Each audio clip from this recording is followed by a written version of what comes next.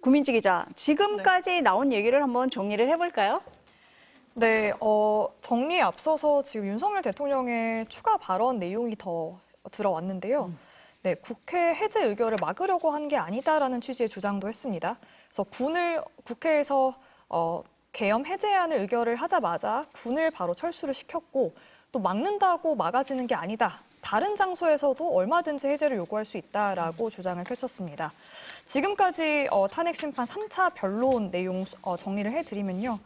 우선 오후 1시 58분쯤 윤 대통령이 심판정에 입정을 했습니다. 정장 차림으로 들어왔고요. 2시부터 3차 변론이 시작이 됐습니다. 윤석열 대통령은 정식 변론에 앞서서 먼저 짧게 입장을 밝혔는데요. 재판관들에게 송구한 마음이다라고 하면서 지금까지 공직 생활을 하면서 자유민주주의라는 신념 하나를 확고히 가지고 살아온 사람이다. 그러면서 헌법재판소도 헌법 수호를 위해 존재하는 기관인 만큼 우리 재판관들께서 여러모로 잘 살펴주시기를 부탁드린다라고 했습니다. 그 이후에 윤석열 대통령 측 변호인단의 변론이 있었는데요. 우선 중요한 내용은 두 가지일 것 같습니다. 계엄 포고령 가장 논란이 됐었는데요. 이 정치 활동을 일체 금지한다는 내용의 계엄 포고령 김용현 전 장관이 썼다라고 기존 주장을 이어갔고요. 다만 새로 나온 것이 계엄 포고령 내용은 집행 의사가 없었다, 그러니까 실행 의지가 없었다라고 주장을 했습니다. 또한 이제 체포조에 대한 내용도 부각이 됐었는데요. 우원식 국회의장과 한동훈 또 이재명 여야 대표들에 대한 체포 지시를 본인이 하지 않았다라고 주장을 했습니다. 그 이후에 이제 계엄 당일 국회와 선관위 또 국회의장 공간에 계엄군이 투입된 그 모습을 담은 CCTV 영상을 같이 시청을 하면서 국회 측 대리인단이 설명을 했고요. 그 이후에 윤석열 대통령 측 도태우 변호사가 이제 부정선거 관련해서 설명을 이어갔습니다. 3시, 그러고 이제 피청구인 신문이 시작이 됐는데요. 문영배 헌재소장 권한대행이 윤석열 대통령에게 직접 두 가지 질문을 했습니다. 진술을 거부할 수 있는데 그럼에도 불구하고 윤 대통령은 직접 진술을 했고요. 첫 번째 질문은 비상입법 기구 관련 예산 편성하라는 쪽지, 그거를 윤 대통령이 기재부 장관한테 줬냐라고 물어봤더니 준 적이 없다. 자신은 언론을 통해서 그 메모를 봤을 뿐이다라고 했고요. 이걸 만들 수 있는 사람, 그러니까 이 쪽지 내용을 만들 수 있는 사람은 김용현 전 국방장관밖에 없는데 국방장관이 지금 구속이 돼 있어서 구체적으로 확인을 못했다라고 했습니다. 그러면서 메모 안에 있는 내용 자체가 모순되는 것 같다고도 덧붙였고요. 두 번째로 이제 재판관이 이진우 또 곽종근 전 사령관에게 국회의원들을 끌어내라고 지시를 했냐라고 물었더니 지시를 한 적이 없다고 했습니다.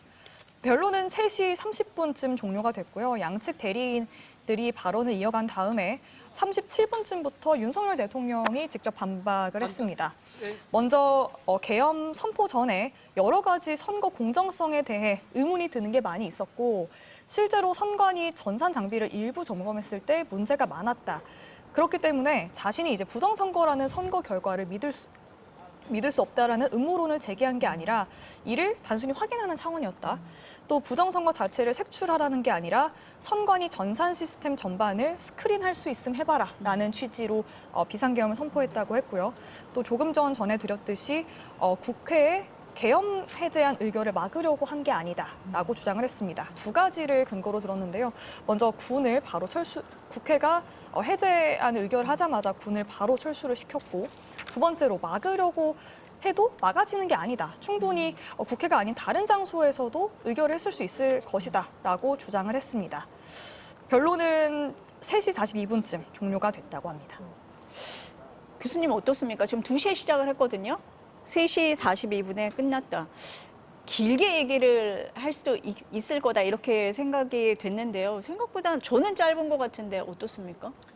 오늘 그 네. 영상을 다 찍었죠. 네. 그래서 헌재에서 아마 올릴 건데 그걸 보면 알 수 있겠죠. 왜 이렇게 예상보다는 일찍 끝났는지. 제 생각에는 헌법재판관 분들이 네. 적극적인 소송 지휘권을 행사한 것 같아요. 그래서 말을 좀 막은 것 같아요. 했던 말 또 네. 하고 또 하고 네. 중언부언하고 뭐 그런 것은 네. 좀 막을 수도 있다. 아니 아까 속보에 나올 때 보니까 윤 대통령 주장에 대해서 헌재가 좀 제안을 해줘야 된다라고 국회 측 소추인단이 요구를 했다고 하거든요. 네네. 그러니까 지금 교수님 말씀하신 것처럼 뭐 윤 대통령이나 윤 대통령 측 대리 인단이 어떤 주장을 할 때 그 무한정 듣고 있는 것도 문제가 될 수 있다. 그러니까 막아달라 이렇게 이해를 하면 됩니까? 그렇습니다. 네. 저는 짧게 네, 변호인단 얘기를 한번 들어볼까요? 변호기를 방청한 소위를 말씀을 드리겠습니다. 피수신 윤석열이 오늘 재판에 왜 참석하는가, 그리고 오늘 말고도 계속적으로 이 현재 재판에 참석한다는데 도대체 왜 참석을 할까, 이게 의문이 들었습니다. 그런데 오늘 가만히 피수신 얘기를 듣다 보니까 나름대로의 판단이 있었습니다. 오늘 주로 말씀하시는 내용들도 본인들한테 불리하다고 판단되는 것은 기억이 없다라고 말씀하시고, 유리하다고 판단하는 부분은 분명히 말씀을 하십니다. 그리고 주로 하시는 말씀이 부정선거 얘기를 합니다. 본인이 직접 이 헌재에 참석해서 하고자 하는 얘기는 이 헌재의 방향을 바꾸거나 억울해서가 아니라 이 지금 자기를 추종하는 이 선동행위를 계속해서 이끌어가려는 의도가 깔려 있는 것이 아닌지 심히 의심스럽습니다. 통상적인 대통령을 하신 분이라고 하면 지난 발생에서 자기를 지지한 사람들이 체포돼서 구속되고 또 이를 받은 경찰들이 다쳤습니다. 그런 거에 대한 미안한 감정이나 이런 소리는 말씀 많아지고 당당하게 본인 입장을 말씀하시는 이중적 태도를 가지고 참 국민의 한 사람으로서 씁쓸하다는 말씀을 드리고, 지금이라도 자신의 잘못에 대해서 사죄하고 지지자들이 더 이상 난동을 하지 않도록 자제하고 헌재 재판에 임하는 태도도 좀 더 진지한 태도로 임해 주실 것을 요청드립니다. 네. 피청구인이 오늘 체포 구속된 상태에서 왜 헌법재판소에 출석했는지 저는 매우 궁금했습니다. 그리고 피청구인이 왜 지난 12월 3일 날 비상계엄을 선포했는지 그 이유를 알고 싶었습니다. 그런데 피청구인의 오늘 진술 내용 어디에도 비상계엄을 왜 선포했는지 제대로 설명을 듣지 못했습니다. 부정선거 얘기를 했고요. 그리고 야당 탓을 계속했습니다. 그런데 우리 헌법상, 계엄법상 비상계엄을 선포하기 위해서는 전시사변인에 준하는 사태가 있어야 합니다. 피청구인이 대한민국의 당시 12월 3일 당시를 왜 비상계엄을 선포해야 되는 상태로 인식했는지에 대한 어떠한 합리적인 설명도 없었습니다. 피청구인이 비상계엄을 선포한 것 자체가 위헌위법이다라고 스스로 자백한 그런 오늘 심판 기일이었습니다. 그리고 피청구인의 태도, 증거 조사 과정에서 보여준 매우 불성실하고 무책임한 태도에 매우 실망했습니다. 심지어 앞으로 있을 증인신문과 관련해서 자신 때문에 인생을 망친 군 장성들과 경찰 지휘부에 대한 증인신문에 대해서 그 지휘에 따랐던 그 장성들이 피청구인 면전에서 증언을 하는 것이 매우 힘든 상황이기 때문에 그 면전에서 증언하지 않도록 요청한 것에 대해서 심지어 웃음까지 보이면서 매우 이 헌법 재판에 대해서 본인이 불성실하게 저는 임했다라는 점에서 매우 실망스러웠습니다. 앞으로도 피청구인이 이 헌법과 법률을 위반한 이 점에 대해서 저희 국회 소추단의 그 증거 입증에 대해서는 피청구인이 아마 대응하지 못할 거라고 생각하고, 앞으로 여기 계속 출석하겠다는 것은 자신의 지지자, 극우, 아스팔트 지지자들에게 보내는 어쩌면 선동일 수도 있는 그런 메시지를 계속 보내서 국가를 혼란에 일으키게 하려는 것이 아닌가. 저는 그런 것이 매우 우려스럽고 걱정이 됩니다. 국회 소추단은 피청구인의 헌법과 법률 위반에 대해서 빠짐없이 입증하고 반드시 파면에 이르도록 하겠습니다. 예, 잘 아시다시피 비상계엄은 전시 및 사변에 준하는 사태가 발생해야 선포할 수 있는 것입니다. 저는 오늘 피청구인이 본진만이 알 수 있는 그 당시, 즉 지난해 2024년 11월 북한의 남침이 임박했다든지 아니면 북한의 특수부대가 서울에 테러리스트를 보내서 대한민국 수도 서울의 안보를 마비시키고 생명을 위협하려 했다든지 그런 증거를 제시할 줄 알았는데 그런 증거 일체 제시하지 못했습니다. 국가정보원도 이미 지난해 11월에 그 어떠한 남침 징후도 또한 북한의 특수부대가 테러리스트를 대한민국으로 잠입시킨다는 정보가 없었다는 점을 인정한 바 있습니다. 그렇기 때문에 비상계엄을 선포해야 될 근거 단 하나도 제시하지 못했습니다. 두 번째 부정선거 관련입니다. 2024년 3월에 이미 여인영 방첩사령관, 특전사령관, 수방사령관이 모였고 또 그 3월에 대통령 관저에서 국방장관, 안보실장, 경호실장이 만나서 계엄과 비상대권에 대해서 논의를 했습니다. 그것은 어느 때입니까? 바로 2024년 4월 22대 총선 이전입니다. 그 이전에는 피청구인이 대통령으로 선거에서 당선되었으며 국민의힘이 압도적으로 지방선거에서 승리하였습니다. 뿐만 아니라 이미 피청구인 본인이 중앙선거관리위원장을 임명하였고 그에 이미 2022년 7월에 또한 본인의 친구인분을 중앙선거관리위원회 사무총장으로 임명하셨습니다. 그렇기 때문에 어떤 부정선거가 있다면 그것은 본인의 책임이십니다. 그럼에도 불구하고 부정선거론을 계속 불집혀서 이렇게 국가를 어지럽히게 하는 것 역시 제2제3의 헌정문란, 국헌문란을 초래하는 행위 아니냐라고 지적하지 않을 수 없습니다. 이상입니다. 저는 오늘 피청구인이 답변에 대해서 참으로 실망했습니다. 일국의 대통령 이전에 30년간 검사로서 검찰총장을 지낸 사람이 그렇게 답변을 그런 생각을 못했습니다.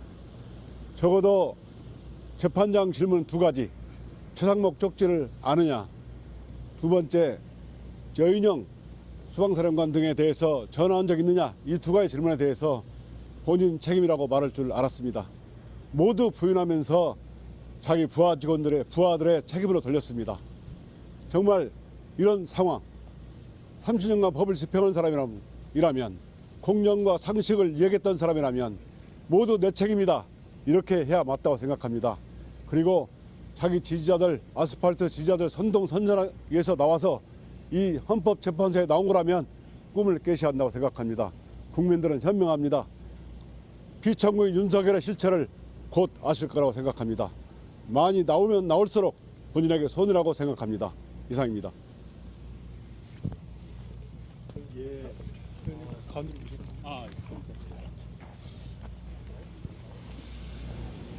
예, 저도 비소추인 대통령 윤석열이 부정선거론에 심취해 있다는 것은 알고는 있었지만 이렇게 직접 헌법재판소의 재판정까지 나와서 대통령이 부정선거 전도사가 된 모습을 실제로 목격하니까 더욱 참담합니다. 그래도 일국의 대통령으로 선출된 사람이라면 이번 위헌적인 비상계엄 선포로 인해서 대한민국이 겪었던 우리 헌정사의 큰 상처, 어마어마한 외교 안보적 손실, 또 정말 경제와 우리 자영업자들이 입은 손해에 대해서 국민들 앞에 최소한 사과하는 모습은 보였어야 됩니다. 그리고 본인이 대통령이고 평생을 법조인으로 살아온 사람이라면 이번 서부지법 폭동 사태에 대해서 본인 지지층에 대해서도 이런 폭동은 일으키지 말라라고 하는 최소한의 자제를 당부하는 메시지는 내보냈었어야 됩니다. 그런데 사과나 자제에 관한 메시지는 하나도 없고 헌법재판관의 진술에 대해서는 본인에게 불리한 것은 모르쇠로 또 거짓으로 일관하고 부정선거 음모론만을 전도산처럼 퍼뜨리려고 하는 이런 모습 대단히 실망스럽습니다. 앞으로 헌법재판 과정에서 부정선거 음모론만 퍼뜨리려면 차라리 앞으로 헌법재판에 나오지 마십시오. 이렇게 해서 대한민국 헌법질서, 민주주의를 더 파괴하는 그 주체가 그래도 대통령으로 선출됐던 윤석열 본인이어야 되겠습니까? 이렇게 헌재까지 나와가지고 부정선거 음모론 계속 이야기하면은 제2, 제3의 서부지법 폭동 일어납니다. 제발 지금이라도 피소추인 윤석열 대통령은 본인이 가졌던 지위에 대한 최소한의 책임감을 느끼고 더 이상의 헌정질서, 민주주의에 대한 파괴가 없도록 본인이 해야 되는 최소한의 메시지를 내주기를 꼭 간곡히 부탁합니다. 조 위원님께서 마무리 지십시오. 예. 한마디 일갈로 딱. 네. 오늘 윤석열 피청구인께서 공손하게 재판에 임하는 모습을 보았습니다. 앞으로도 빠짐없이 계속 출석해서 본인이 무슨 짓을 저질렀는지 한번 뒤돌아보는 그런 성찰의 시간을 가졌으면 좋겠습니다. 피청구인 윤석열의 오늘 발언 중에 부정선거보다는 선거 시스템 점검이었다라는 부분에 방점이 찍혀 있었다고 저는 생각을 하는데 앞으로 어떤 주장을 계속할지는 지켜보겠습니다만 평소와 달리 오늘 비교적 풀이 죽고 공손한 모습을 보이는 것 같아서 그나마 좀 다행이라고 생각하고 혹시 마음이 바뀌어서 헌재에 또 불출석하겠다 이런 생각하지 마시고 계속 성실하게 헌재 출석하셔서 심리 과정에 참여하다 보면 본인이 생각하는 것보다 본인이 저지른 죄가 더 크다는 것을 느낄 수 있지 않을까 그런 생각을 합니다. 그래서 헌재에 계속 출석해 주실 것을 요청드립니다. 고맙습니다. 예, 수고하십시오. 네, 오늘 헌재에서 3차 변론기일이 2시부터 시작이 됐습니다. 지금 3시 42분에 끝난 걸로 전해졌고요. 이후에 국회 소추인단이 나와서 오늘 이 변론에 대한 입장, 또 윤석열 대통령 주장에 대한 국회 소추인단의 입장을 지금 얘기를 했습니다. 교수님, 이 여러분이 지금 말씀을 하셨는데 저는 하나 좀 귀에 들어온 게 박은정 의원이 이런 얘기를 했어요. 비상계엄을 선포한 이유가 뭔지 제대로 설명하지 않았다. 그러면서 부정선거와 야당 탓을 했는데 이것은 비상계엄의 요건이 해당이 안 되는 거 아니냐. 그러면 스스로 죄를 자백한 거다. 이렇게 얘기를 했습니다. 그렇죠. 예. 제가 이 오늘 변론 시작하기 전에 말씀드렸죠. 윤 대통령 직접 나와서 이야기하는 거. 이거 윤 대통령 개인의 탄핵 인용이냐 기각 결정이냐 문제에 있어서는 악영향을 줄 거라 했죠. 오늘 사실은 나는 탄핵돼야 된다는 것을 스스로 자백한 그런 결과예요. 저는 그렇게 봐요. 그러니까 방금 박은정 의원님 말씀하신 대로 헌법 77조 1항은요. 계엄의 상황적 요건으로 전시사변 또는 이에 준하는 국가 비상사태에서 병력으로서 그 안녕 질서를 유지할 필요가 있을 때 계엄을 선포합니다. 그런데 부정선거가 그거와 무슨 관계죠? 예. 그리고요, 저는 또 하나 주목하는 게요. 또 다른 구체적인 자신이 위헌 행위를 했다는 구체적인 진술을 했어요. 뭡니까? 그게 뭐냐면 네. 중앙선거관리위원회 시스템을 점검하기 위해서 계엄군을 보냈다고 했죠. 그거는요, 정면으로 스스로 자인한 거예요. 헌법 77조 3항 위반을 자인한 거예요. 헌법 77조 3항은요, 비상계엄이 선포된 때에는 정부나 법원의 권한에 관하여 특별한 조치를 할 수 있다고 돼 있지, 국회에 대해서는 어떤 조치도 할 수 없는데 계엄군 투입해서 문제됐죠. 중앙선거관리위원회도요, 정부에 속하지 않아요. 여기서 이 정부는 행정부를 말해요. 법원에도 속하지 않죠. 중앙선거관리위원회는 헌법이 규정하고 있는 독립된 헌법기관이에요. 그래서 독립된 헌법기관에는 비상계엄 하에서도 뭐 시스템 점검을 위해서가 뭐건 간에 계엄군을 투입하면 안 돼요. 지금 위헌행위를 했다고 스스로 자백한 거네요. 저는 이게 자백 1호라고 봐요. 앞으로 윤 대통령이 계속 헌재 심판정이 나오면 계속 자백 2호, 3호, 4호 계속 나올 겁니다. 예.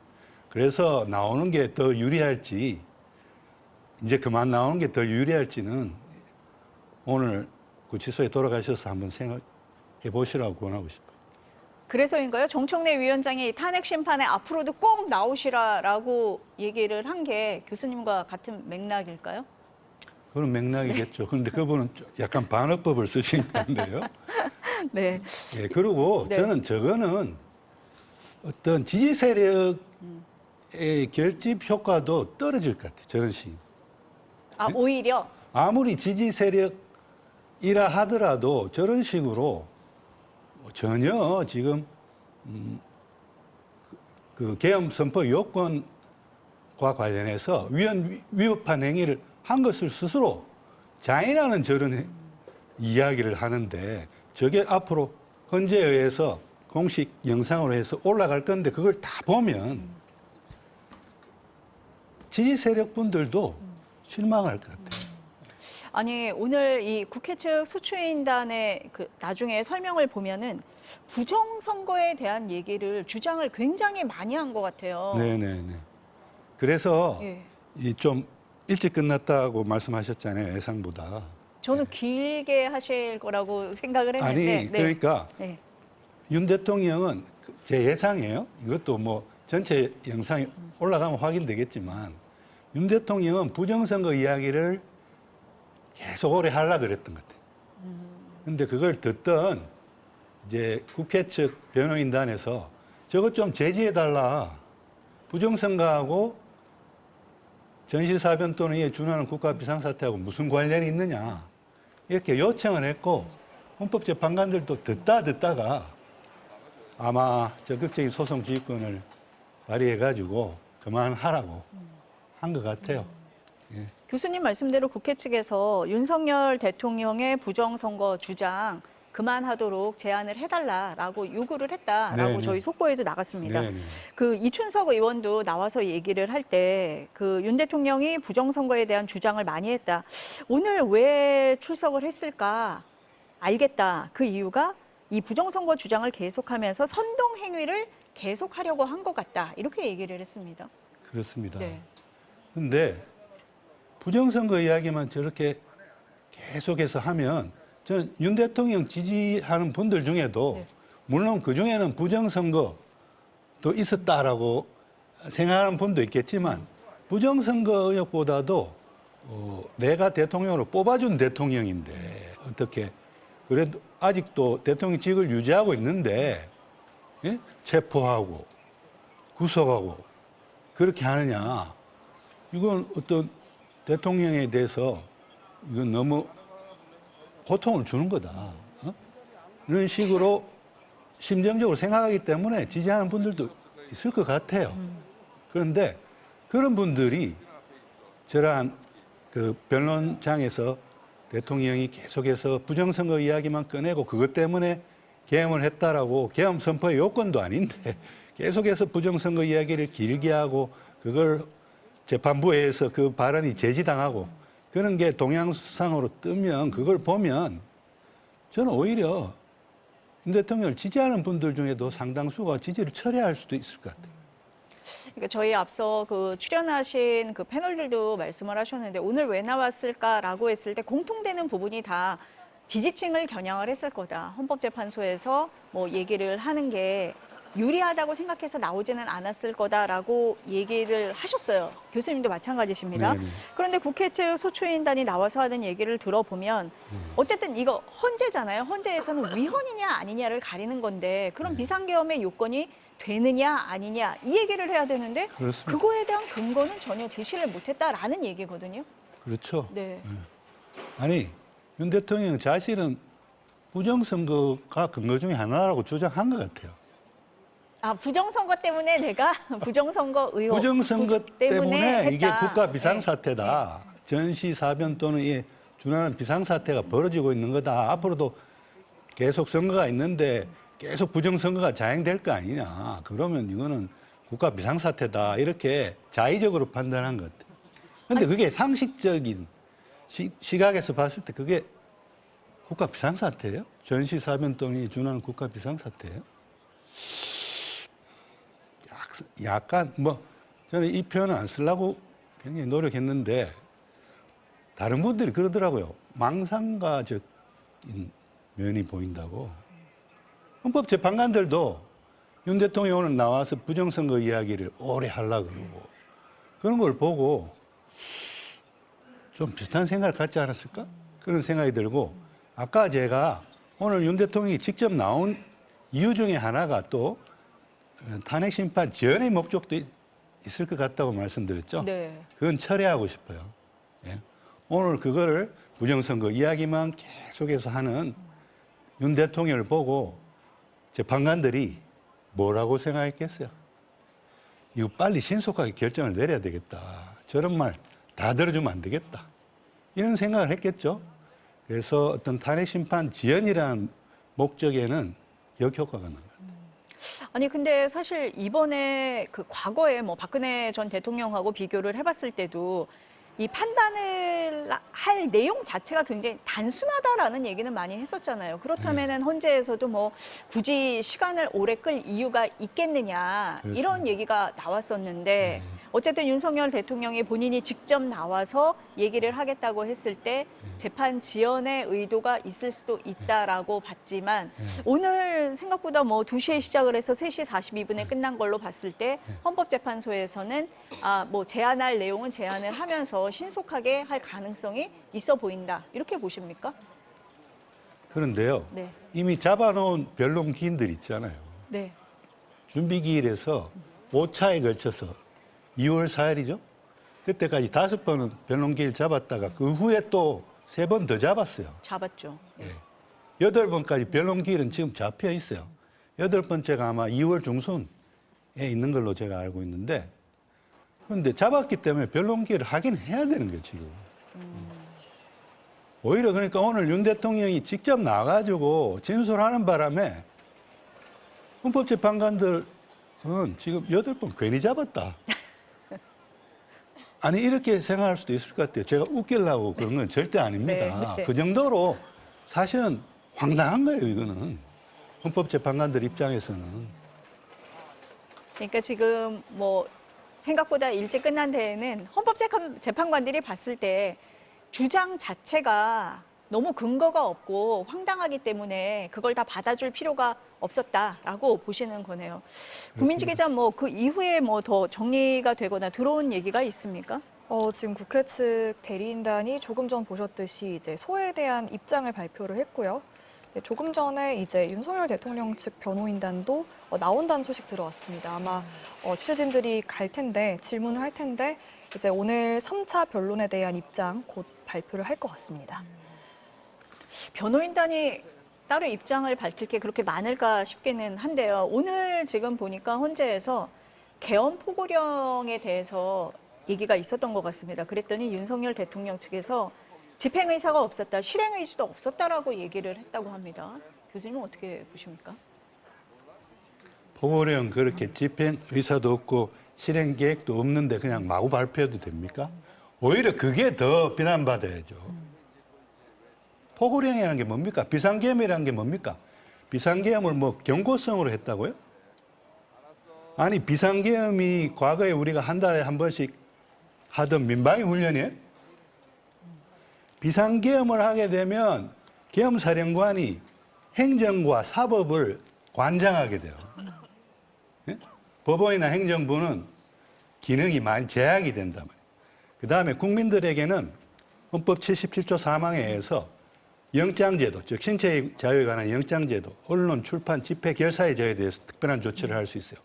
즉 예를 들어서 2명, 3명만 같이 모여가도 너 시위하고 있지, 집회하고 있지 이러면서 체포영장 없이도 체포해 갈 수 있다고요. 그러니까 비상계엄이라는 게 무서운 거예요. 저는 비상계엄을 겪어봐서 그게 얼마나 무서운 건지 안다고요. 그러니까 그 비상계엄의 트라우마를 안고 사는 많은 국민들이 있는데 얼마나 놀랐습니까? 12월 3일 밤에.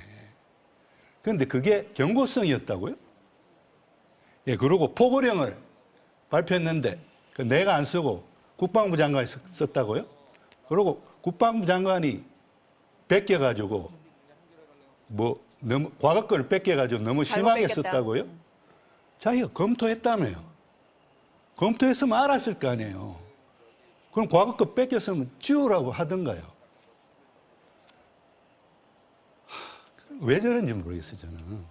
김용현 전 장관이 검찰에서 뭐 윤석열 대통령이 법정까지 찾아봤다 이런 얘기도 하지 않았습니까? 포고령에 관련해서? 네, 사실 윤석열 대통령 네. 측에서 이제 김용현 전 장관이 잘못 베꼈다라는 입장이 이제 언론을 통해 공개가 된 뒤에 이제 김용현 전 장관에 대한 변론 준비 기일이 있었습니다.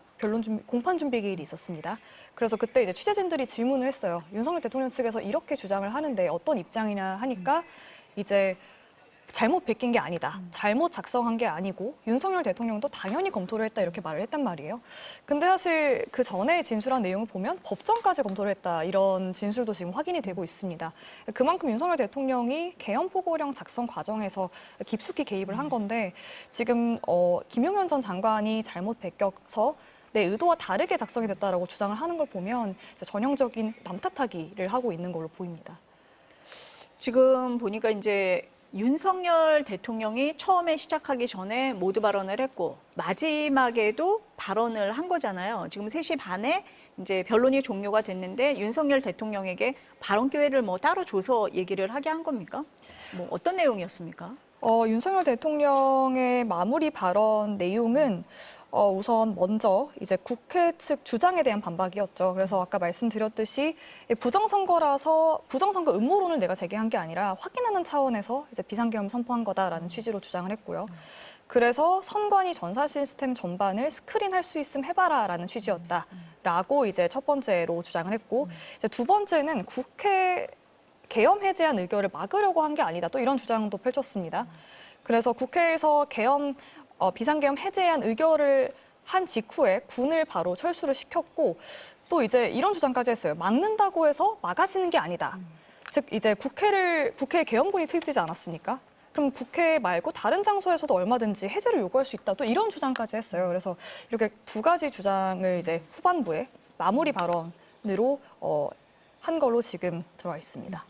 그 앞서서 얘기를 들어보니까 헌법재판관이 윤석열 대통령에게 콕 집어서 두 가지 질문을 했다고 합니다, 교수님. 그게 하나가 비상입법기구 관련된 메모를 그 당시 최상목 부총리 기재부 장관에게 줬느냐라는 질문이 하나 있었고, 그 다음에 국회의원을 끌어내라고 지시를 했느냐라는 질문을 콕 집어서 했다고 해요. 네. 이 부분이 가장 중요하다 이렇게 봤을까요? 중요하죠. 예. 네. 왜냐하면 비상입법기구 설치는요, 포고령 1호 1항하고도 관련돼요. 국회의 정치활동을 금지한다. 그렇기 때문에 이제 국회의 권능 행사를 무력화시키고 그 대신에 대체 입법기구로 비상입법기구를 만들겠다는 거예요. 그래서 그 메모에도 보면 그 예비비를 잘 챙기고 그다음에 두 번째가 뭐냐면 그 국회에게 일체 자금 지원을 끊으라 그러잖아요. 그럼 국회의 권능 행사를 막겠다는 거죠. 그 대신에 세 번째가 뭐냐면 비상입법기구에게 예산을 줄 수 있도록 예산을 확보하라는 그런 의미였죠. 네. 그러니까 이건 완전히 국회를 이제 권한 행사를 중단시키고, 그러니까 거의 뭐 해산이라는 말만 안 썼지. 국회를 사실상 해산하고 국회의 입법권을 대체할 수 있는 그런 비상입법기구를 만들겠다는 거죠. 그게 이제 국회의 권능 행사를 불가능하게 할 목적으로 한 것이기 때문에 그게 내란죄 국헌문란의 목적이 되는 거예요. 그래서 내란죄가 성립하는 거예요. 오늘 물어본 거는 그러니까 내란죄 성립 요건에 국헌문란의 목적이 있느냐, 국회의 권한 행사를 불가능하게 할 목적으로 계엄군을 국회에 투입했느냐, 그걸 물어본 거죠. 그러니까 교수님 말씀하신 것처럼 포고령 1호 비상입법기구 국회의원을 끌어내라는 지시 이게 다 지금 연관이 돼 있는 다 거고 연결되는 거예요. 내란 행위, 국헌문란을 증명하기 위한 다 그 연장선상에 있는 그런 그렇죠. 건데요, 그렇죠. 지금. 네. 그렇습니다. 예. 그러니까 그거에 대해서 오늘 헌재가 집중적으로 질의를 한 건데 예. 윤석열 대통령이나 윤석열 대통령 측에서는 부정선거 얘기를 계속하면서 계엄 선포의 요건이 안 되는 이유를 댐으로써 오히려 자백을 한 그런 상황이 됐다. 이렇게 이해를 해야겠습니다. 그렇습니다. 동문서답을 한 거죠. 동문서답했고, 그럼 부정선거가 이제 내가 비상계엄을 발동한 이유 중에 하나다라는 식으로 주장을 한 거잖아요. 그러니까 동문서답을 했는데 동문서답을 한 그 답 자체도 굉장히 그 헌법재판관들 보기에는 어처구니가 없는 거죠. 지금 화면에 보니까 이 시각 헌법재판소의 모습이 보이고 있습니다. 국회 소추인단은 이미 나와서 입장까지 밝히고 이제 헌재를 떠난 것으로 지금 보이는데요. 지금 이제 윤석열 대통령이 나오기를 기다리는 그런 상황인 거죠, 지금? 지금 현재 국회 측 대리인단이 이미 나갔고요. 아까 조금 전에 이제 윤석열 대통령 측 변호인단이 나오려고 한다라는 소식이 들어왔는데 아직까지 나왔는지는 확인이 되지 않고 있습니다. 그래서 이 부분 지금 현재 상황은 들어오는 대로 다시 말씀을 드리겠습니다. 그러면은 뭐 어쨌든 윤석열 대통령은 지금 구속이 된 상태이기 때문에 헌법재판소에서 지금 이제 탄핵 심판이 종료가 됐기 때문에 서울구치소로 돌아가게 되는 거죠. 네, 그렇습니다. 어쨌든 구금 장소가 지금 서울구치소이기 때문에 다시 이제 서울 종로구 헌법재판소에서 이제 경기의왕에 있는 서울구치소로 돌아가게 됩니다. 그래서 지금 탄핵 심판 3차 변론이 조금 생각보다 좀 일찍 끝났기 때문에 이제 공수처에서 강제 구인, 어제 실패했던 강제 구인을 다시 시도할 거냐라는 질문들이 좀 나왔는데요. 아직 정해진 건 없다라고 밝혔습니다. 강제 구인은 가능하긴 한 거잖아요, 교수님. 그건 대법원 판례가 네. 인정한 바 있어요. 네. 그 영장이 발부돼 있으면 강제 구인도 가능합니다. 판례에 의해서. 물론 뭐 그게 법률 등의 명문의 규정은 없지만 판례도 그럴 때는 법률에 준하는 그런 효력을 가지는 거죠. 아니 앞서서 말씀을 하실 때 지금 이제 탄핵 심판을 이유로 핑계로 해서 수사를 회피하려는 의도도 있다. 이렇게 보는 시각도 꽤 있습니다. 네. 근데 이제 이렇게 되면은 서울구치소로 돌아가게 되는 거고 공수처에서는 어쨌든 지금 시간이 별로 안 남았잖아요. 검찰로 넘기기 전에 수사를 조금이라도 더 해야 되는 상황인데 뭐 강제 구인 수단을 동원을 하든 뭐 다른 방법을 쓰든 수사를 더 하려고 하는 어떤 방안들을 제시하지 않겠습니까? 어떻습니까? 네, 일단 공수처에서는 이제 강제 구인을 공수처 청사로 일단 데리고 와서 조사하는 게 우선이다. 그게 원칙이다라고 밝히고는 있습니다. 즉 다시 말해서 구금된 피의자는 수사기관에 출석해 조사받는 게 원칙이라고 공수처 관계자가 오늘 오전 브리핑을 통해서 말을 했는데요. 사실 직접 출석을 하는 방법도 있을 텐데 지금 윤석열 대통령이 출석 요구에 불응하고 있으니 남은 건 강제 구인밖에 없는 거죠. 서면 조사 방안도 거론이 됐었는데 공수처는 서면 조사는 검토하지 않고 있다라고 딱 잘라서 말을 했고요. 다만 방문 조사, 그러니까 공수처 검사와 수사관이 이제 윤석열 대통령이 구금되어 있는 서울구치소로 직접 가서 방문 조사하는 방안은 가능성이 열려 있다고 했습니다. 지금 1차 구속 기한이 오는 28일로 공수처가 보고 있고 또 공수처는 대통령 기소권이 없기 때문에 결국 검찰로도 사건을 넘겨야 하거든요. 지금 검찰에서는 최대한 빨리 넘겨달라 이런 입장이고 지금 협의가 진행 중인 걸로 아는데 공수처로서는 시간이 없기 때문에 일단 강제 구인 쪽으로 어떻게든 하려고 하지만 변호인단 또 윤석열 대통령 측에서 어떻게 나오는지를 봐야 그 방안을 이제 확정을 할 수 있을 것 같습니다.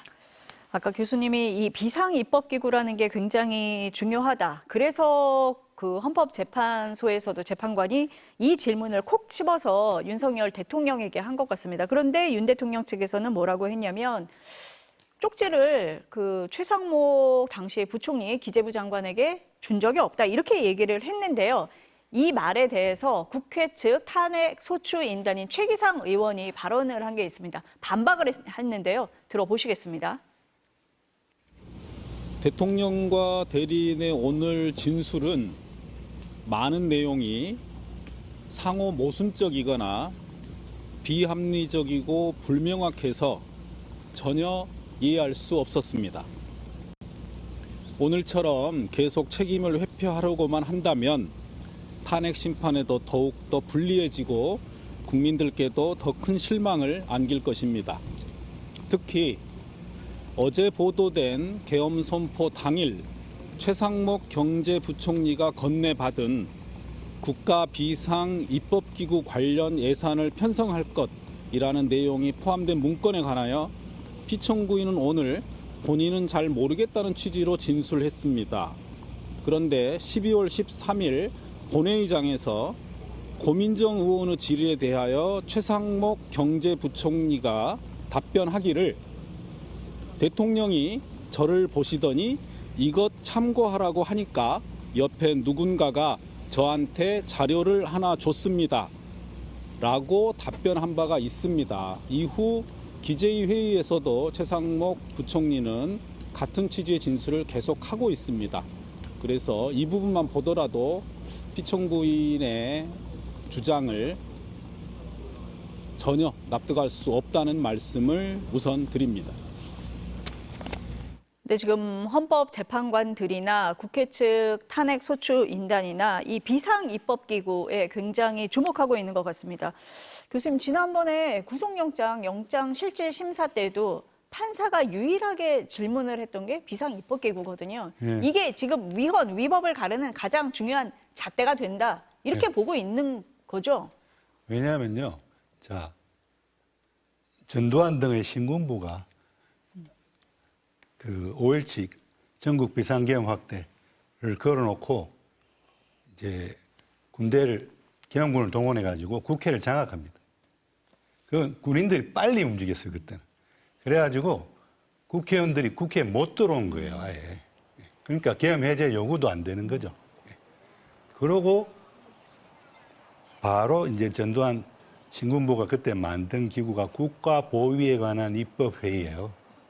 그게 바로 지금 여기서 말하는 비상입법기구입니다. 국보위 입법기구에서 그 온갖 악법들을 만들어요. 군사정권 하에 5공화국 때 적용됐던 많은 악법들도 만들고 그러고 이제 국회는 해산되는 거죠. 국회는 해산되고.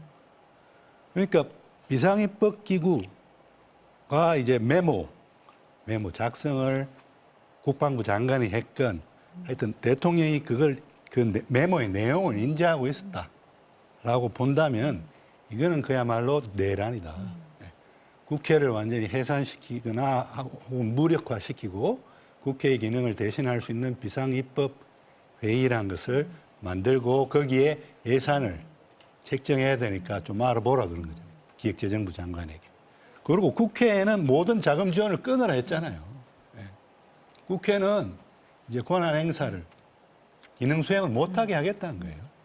아니, 윤 대통령도 답변을 할 때 구속영장 그 실질심사에서는 기억이 가물가물하다 이렇게 답변을 했고 오늘은 최상목 부총리에게 준 적이 없다 이렇게 답을 합니다. 그러니까 내란 행위가 아니었다라는 것을 반박하기 위해서 지금 이런 주장을 하고 있는 것 같아요. 최상목 네. 장관도 제가 언론 보도를 봤을 때는 옆에 있는 사람이 줬다. 네. 거기에 대통령이 있었다라고 진술한 걸로 아는데요. 네, 그러니까 맞습니다. 본인이 안 준 네. 거는 맞죠. 옆에 있는 사람이 줬죠. 그다음에 그 메모의 내용은 김영현 국방부 장관이 썼을 거예요. 본인이 썼다고 했으니까. 그런데 그 내용을 알고 있었다는 거죠. 그러니까 교수님 말씀하신 것처럼 뭐 김용현 장관이 썼냐, 대통령이 썼냐, 이게 중요한 게 아니다. 이것을 다 공유를 하면서 실행을 했다는 게 중요한 거잖아요, 지금. 그렇습니다. 네, 그걸로 뭐 이 사실을 흐리려고 하면 안 된다라는 말씀이시잖아요. 물타기죠. 네. 누가 누가 썼는 게 왜 중요해? 그걸 대통령이 알고 있었느냐가 중요한 거죠. 그 메모의 내용을. 아니 근데 오늘 뭐 얘기를 한 거 보면 체포조에 대해서도 다 부정을 하고 있습니다. 뭐 한동훈 전 대표나 우원식 국회의장에 대해서 체포하라고 지시한 적도 없다라고 얘기를 하고 있고 국회의원 끌어내라 이런 지시도 한 적이 없다라고 얘기를 해요. 그런데 오늘 관련된 CCTV가 다 상영이 됐죠. 네, 그렇습니다. 오늘 국회 측에서 요청했던 자료인데요. 이제 계엄 선포 당일에 국회와 선관위 과천청사 그리고 국회의장 공간에 계엄군이 투입된 그 모습들이 다 담긴 CCTV를 같이 윤석열 대통령도 같이 시청을 했고요. 그걸 이제 심판정에서 상영을 했습니다. 재생을 했습니다. 그래서 그 내용을 보면서 이제 국회 측 대리인단에서 이런 식으로 이제 국회와 선관위 등 이제 헌법기관을 장악하려는 시도가 있었다라고 이제 진술을 했고요. 하지만 이제 윤석열 대통령은 국회 해제 의결, 그러니까 계엄 해제 의결을 막으려고 한 건 아니다. 그러니까 계엄군을 투입했지만 바로 해제 의결이 있은 다음에 바로 철수를 시켰고 또 막는다고 해도 막아지는 게 아니다. 이런 주장을 폈습니다. 아니 국회 소추인단이 나중에 나와서 얘기를 하는 걸 들어보면은 윤 대통령과 윤 대통령 대리인단의 답변이 상호 모순적이다, 비합리적이다, 불명확하다. 그래서 탄핵소추에 불리하게 작용을 할 거다. 이렇게 얘기를 했거든요. 네. 오늘 전반적으로 그 주장을 들어봤을 때 국회 탄핵소추인단은 이렇게 판단을 했다. 예. 이렇게 보이는데요. 네. 예. 그리고 우리가 아직 풀 영상을 못 봐서 모르지만 그렇죠. 아직 못 봤으니까요. 지금 국회 네. 측 변호인단의 이 소추인단의 주장을 종합해 봤을 때는 오히려 윤 대통령 탄핵 인용 결정 근거만 강화시켜준 그러한 변론이었다라고 볼 수밖에 없는 거죠. 왜냐하면 헌법재판관들이 지금 전시사변 또는 이에 준하는 국가 비상사태와 아무 연결점이 없는 부정선거를 계엄 선포의 원인으로 이야기하는 대통령. 그 다음에 체포조 같은 것을 이제 만들어서 여야당 대표와 국회의장 등의 정치인들을 체포하게 했다라는 그런 사령관들의 진술이 차고 넘침에도 불구하고 본인은 그런 체포를 지시한 적 없다고 그러잖아요. 그런 말들을 하고 이런 상황에서 헌법재판관들은 과연 저 대통령이 대통령직을 유지하게 하면 헌법이 수호될까? 헌법이 수호될까? 정말 제2차, 3차 친위 쿠데타 성격의 계엄 선포를 하는 건 아닐까? 이런 생각을 가질 수밖에 없는 것 아닌가요? 그러니까 오히려 이제 대통령을 국민의 직접 선거로 뽑은 대통령을 탄핵, 파면하기 위해서는 중대한 위헌 위법 행위가 있어야 되는데 지금 위헌 행위를 한 거는 자백했어요, 그죠? 77조 3항에 어긋나게 이제 정부에 속하지도 않는 중앙선거관리위원회 서버 스크린하라고 계엄군을 보냈다면서요. 그건 77조 3항 위반이야. 헌법 위반이 있죠. 근데 그 위반만 있어서는 안 되고 그게 중대한 헌법 위반이에요. 중대한의 기준 중에 하나가 대통령직을 유지하게 하는 것이 현정 질서의 수호의 관점에서 용납될 수 없을 것인데 오늘 헌법재판관들은 윤 대통령을 보고 어떤 생각을 했을까요? 저분 헌법 수호 의지가 전혀 없네. 네? 저분한테 계속 대통령직을 맡겨놓으면 안 되겠다. 이 중대한 위헌 행위가 있다. 오늘 것만 봐도 77조 3항 위반이나 위헌 행위 있죠? 그게 헌법 수호 의지가 없어 보이니까 헌법 수호의 관점에서 용납될 수 없는 중대한 위헌 행위가 있다. 라고 생각했을 수밖에 없잖아요. 그거 하나로도 탄핵 파면할 수 있어요.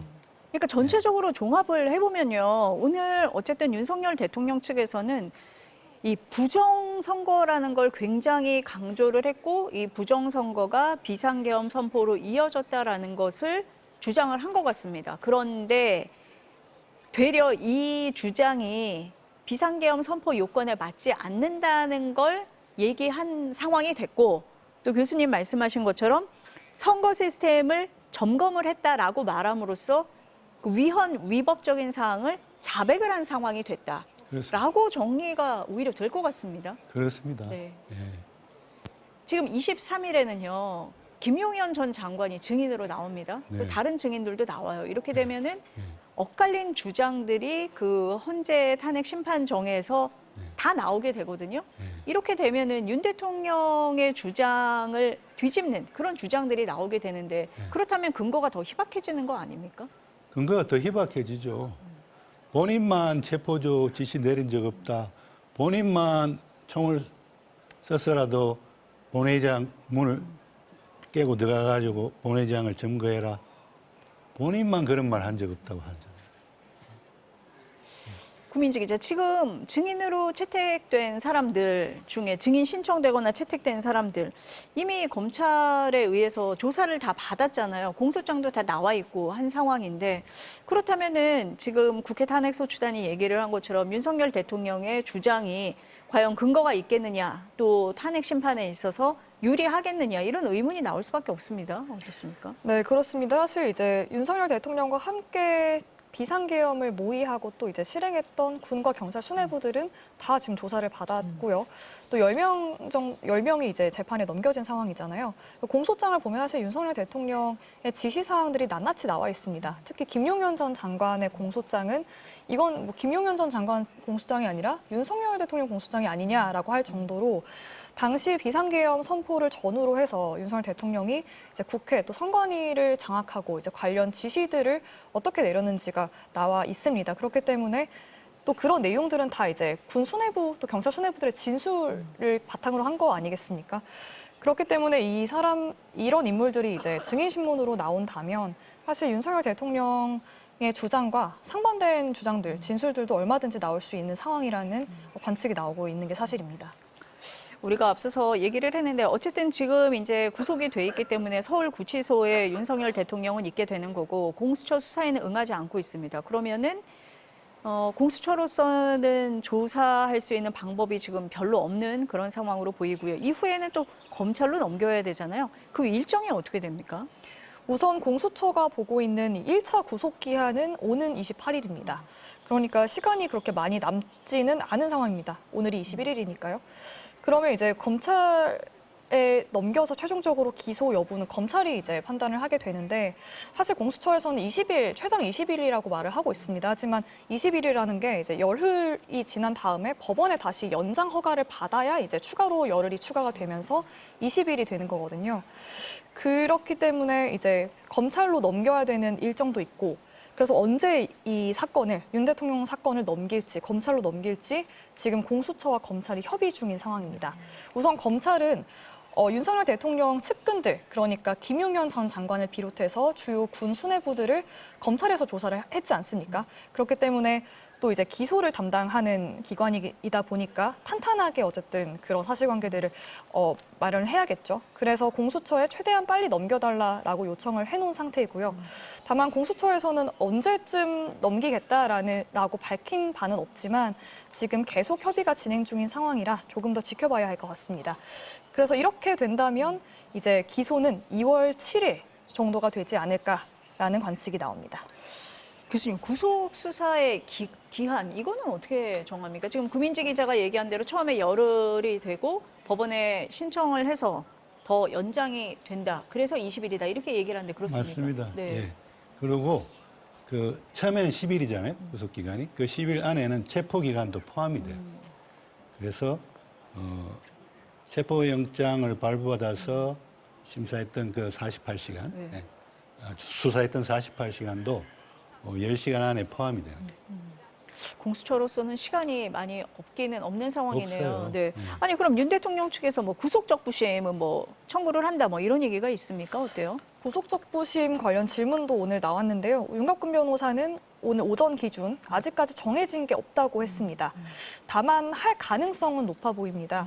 왜냐하면 윤 대통령 측은 앞서 체포영장이 발부가 됐을 때도 이제 영장 집행을 막기 위해서 모든 법 절차를 활용해 왔잖아요. 뭐 체포가 된 되기 전에 이제 체포영장이 불법, 무효라는 내용의 이의 신청을 법원에 냈고 또 체포가 된 뒤에도 체포영장 집행이 법 위반이라면서 체포 적부심도 청구를 했습니다. 또 이번 구속영장 발부에 대해서도 이제 석동현 변호사를 비롯해서 윤 대통령 측 변호인단이 입장을 내놓은 걸 보면 이거는 상식과 맞지 않다라고 주장을 하고 있잖아요. 그렇기 때문에 이 역시도 이제 구속영장 발부가 부적법하다, 또 부당하다고 주장하면서 법원에 다시 한번 다퉈볼 가능성이 높습니다. 교수님도 낼 거로 보세요? 구속적부심? 100%죠. 100%입니까? 예, 지금 체포적부심도 냈는데 구속적부심을 왜 안 내겠어요? 체포적부심은 정말 거의 드문 케이스거든요. 근데 그것도 냈는데 구속적부심은 꽤 해요. 신청을 꽤 한다고요. 아니 그러니까 당연히 저희도 하겠죠. 구속적부심은 많이 들어봤었잖아요. 사실 네, 뭐 네. 체포적부심은 실효성이 없다 그래서 거의 안 내고 인용률도 낮다고 알고 있었는데 그렇습니다. 그것도 했는데 예. 구속적부심은 안 하겠냐 이렇게 보시는 거네요. 예. 네. 그래서 예. 뭐 구속적부심을 내 가지고 좀 시간을 끌겠죠. 그리고 구속적부심은요, 제가 볼 때는 이제 서부지법이 아니라 서울중앙지법에 낼 것 같아요. 체포적부심과 마찬가지로. 예. 네. 왜냐하면 네. 체포나 구속영장을 발부했던 판사는 적부심에 관여할 수 없어요.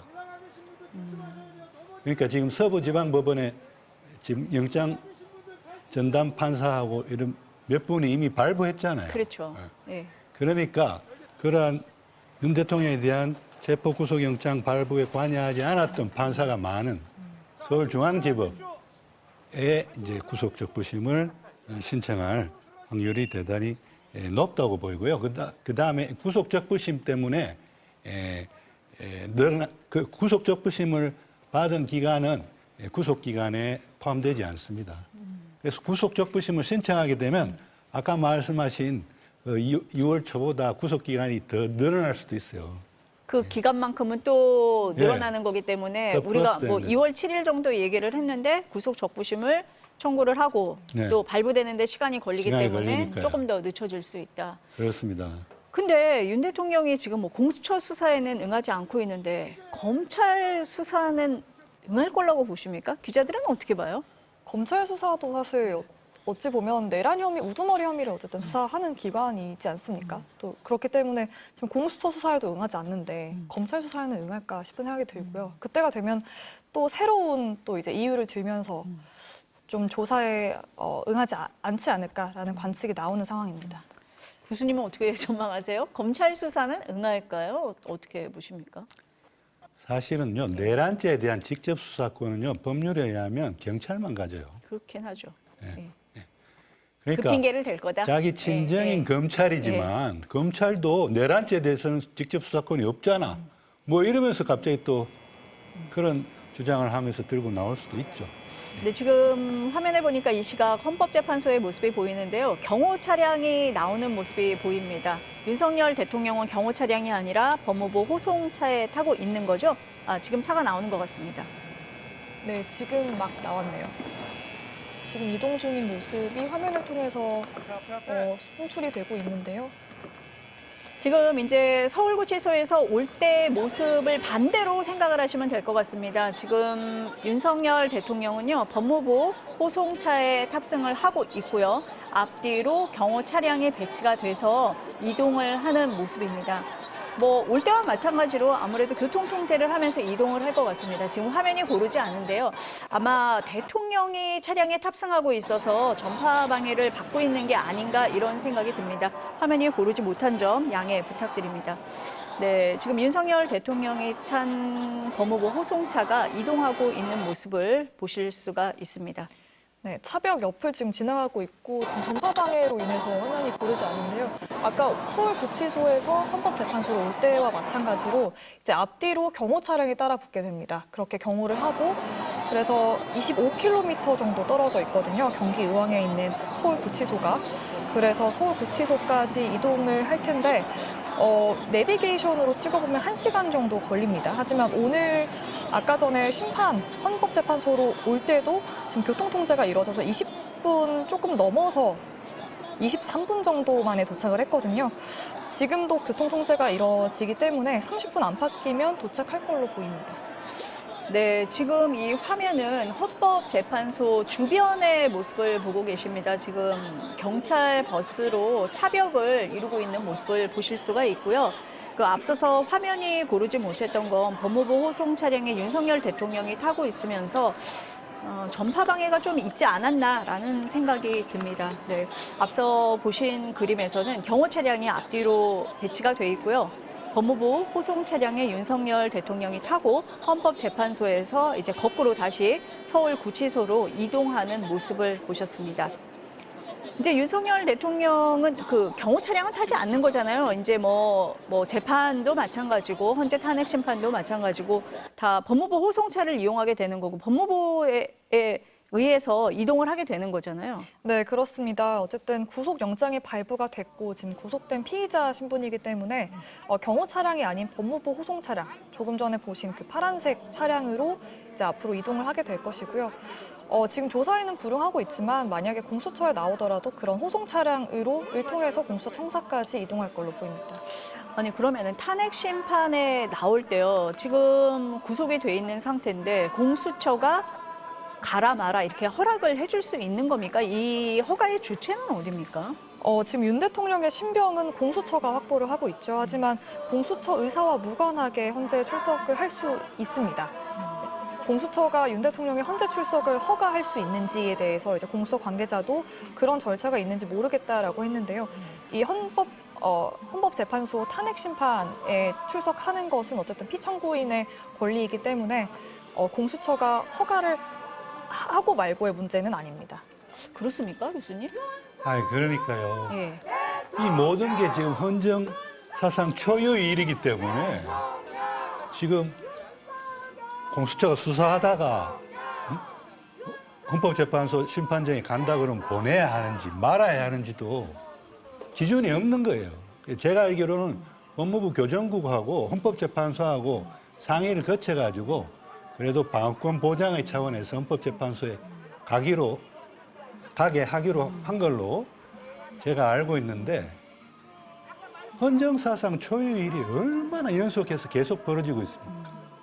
헌정사상 초유로 현직 대통령이 체포영장이 발부됐고 그래서 체포되고 그다음에 구속영장이 발부돼서 또 구속도 되고 예? 그런데요 제가 강조드리지만 이런 헌정사상 초유의 일이 벌어진 시작은 바로 헌정사상 초유로 현직 대통령이 내란죄라는 것을 범해서 헌법 84조가 현직 대통령에게 부여하고 있는 형사상 불소추 특권마저도 적용될 수 없게 만들었기 때문에 그게 출발점이 돼가지고 계속 헌정사상 초유의 현직 대통령이 체포되고 구속되고 또 구속된 상태로 헌재 심판정에 서고 이런 일들이 벌어지는 겁니다. 아니 여기 나오신 법률가들도 다 말씀을 하시는 게요. 수사권 논란이 왜 이러느냐. 내란죄라는 거를 상상도 못했다. 내란죄를 어디서 수사할지 이거를 생각할 필요가 없었다. 그러다 보니 뭐 공수처에 수사권이 있냐, 뭐 공조수사본부라고 그 만들어진 본부에서는 그럼 할 수 있는 거냐 이런 얘기가 나올 수밖에 없었다. 이런 얘기를 하거든요. 지금. 저는 이 탄핵 정국을 거치면서 우리 헌법 84조에서 내란과 외환죄를 얼마나 엄중하게 보고 있는지를 계속해서 절감하고 있습니다. 그러니까 윤 대통령이 내란죄나 외환죄를 안 범했으면 현직 대통령이기 때문에 소추, 즉 기소되지 않기 때문에 수사도 안 받을 수도 있어요.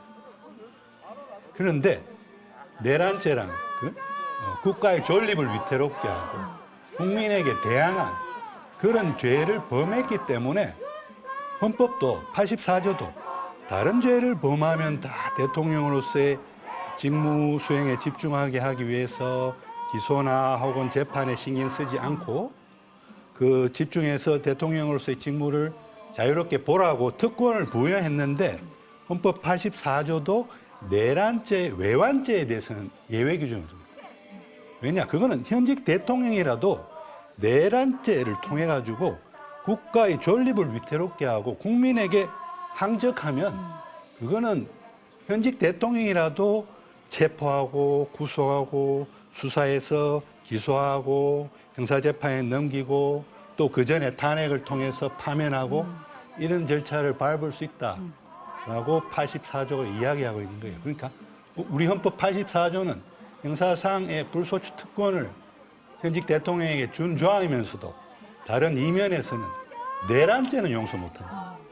내란죄는 현직 대통령이라도 내란죄 범하면 그거는 다른 국민과 똑같이 헌법 11조 1항에 따라 모든 국민은 법합평등하다는 그 11조 1항에 따라 똑같이 수사받고 체포사유에 해당하면 체포되고 구속사유에 해당하면 구속되고 그다음에 구속 기소하고 형사재판 열리고 그 전에 헌재 탄핵 심판으로 파면된다는 것을 보여주는 거라고 저는 생각합니다. 지금 교수님이 이제 헌정사상 최초 초유의 일이다 이런 네. 말씀을 하고 계신데 사법부를 인정하지 않는 정말 초유의 일이 벌어지고 있잖아요. 지금 저희가 서울구치소 주변의 화면을 보여드리고 있는데 그 주변에 시위대들이 몰려 있는 그 소리가 여기까지 들립니다. 지금 지난번 서부지법 그 폭동도 다 이런 연장선상에서 사법부를 인정하지 않는 뭐 윤 대통령이나 그 뭐 주변의 그 정치인들 이런 메시지가 서부지법 폭동으로까지 이어진 거 아니냐 이렇게 지적이 나오거든요. 그렇습니다. 네. 사법부라는 것도 헌법에 설치된 기관 아닙니까? 법은. 그 법원에 새벽에 난입해가지고 힘을 다 부수고 그 판사실을 찾아서 헤매고 해구질을 하려고 그런 것들은 그야말로 국헌 문화라는 목적이죠.